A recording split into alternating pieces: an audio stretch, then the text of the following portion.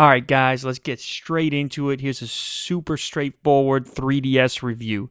First, let's look at the 3D cameras on the back side of the unit.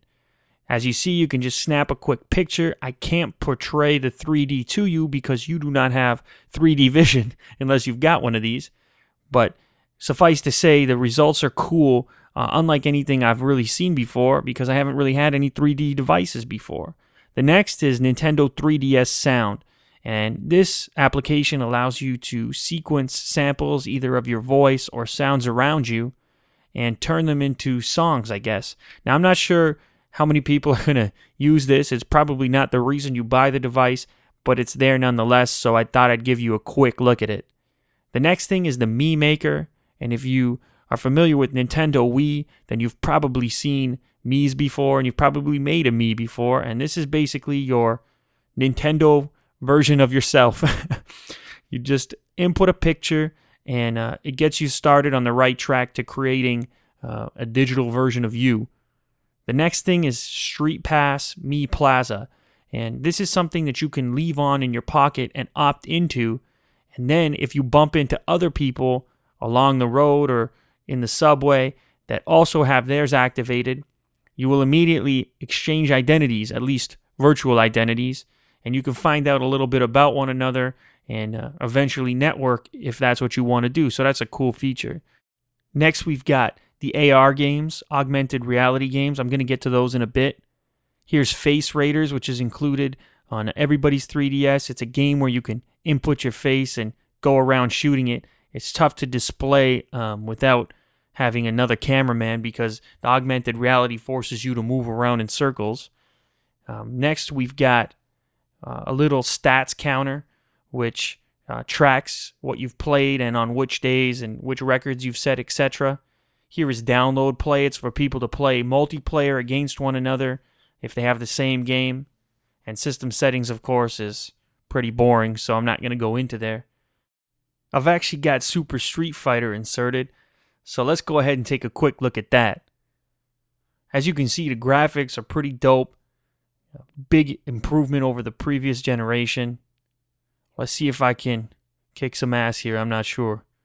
I'm not very good.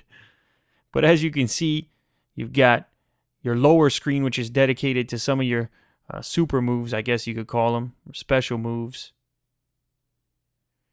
And I can't portray the 3D as I said before, but these characters really jump out of the screen.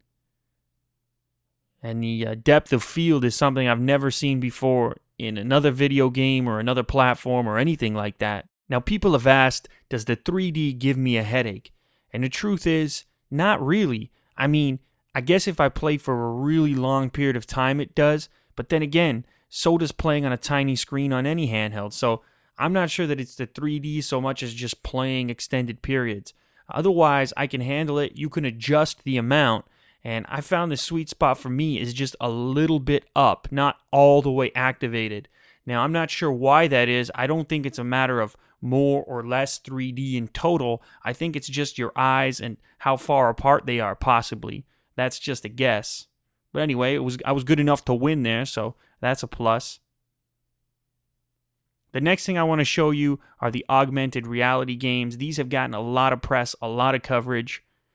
They're fun to play, but not really the reason why you buy this system. They're just an added plus, I guess you could say. You just point your camera at these cards, and all of a sudden, objects start popping up on top of it. As you can see, this game here is a archery style game where you shoot at these targets. And as you move the system, the environment reacts to your movement. So you can sort of bend around and shoot the targets you need to hit. Again, a super simple game, just a cool introduction into augmented reality, and really for me, a glimpse into something that developers are going to be able to put to use in games that they come out with. So this could really be cool. You could imagine first-person shooters or, all kinds of stuff that would be really cool in an augmented reality version. I'm not going to spend too much time on the exterior of the device because I did so much of that in the unboxing video. I do want to mention that the games are tiny and super easy to carry around. I brought a bunch to Mexico on my vacation and they did not add any weight to my luggage, to say the least. Anyway, guys, I want to recommend this device. It's been a ton of fun so far. There's never really been anything like it. Nintendo's included the dock as well, which is awesome. Most manufacturers want you to buy this after the fact so they can earn a little bit more money from you, but Nintendo just went ahead and threw it in, which is perfect. I really can't wait to see what developers can do with this technology. When we start seeing third-party games really taking advantage of this 3D and augmented reality, this could be really crazy. I really want to give you guys an idea of how this 3D looks, even though it's really impossible. So I went with a super close-up, and as you twist the screen, you can see when the stereoscopic images shift. You shift from the left one to the right one. Now, when you have two eyes to receive the image, that's what gives you the 3D concept. And as you can see, the slider on the right controls just how much depth there is, or how much separation there is between each image. Anyway, I hope this has been informative. Check out our channel and subscribe. I should have more 3DS coverage coming up.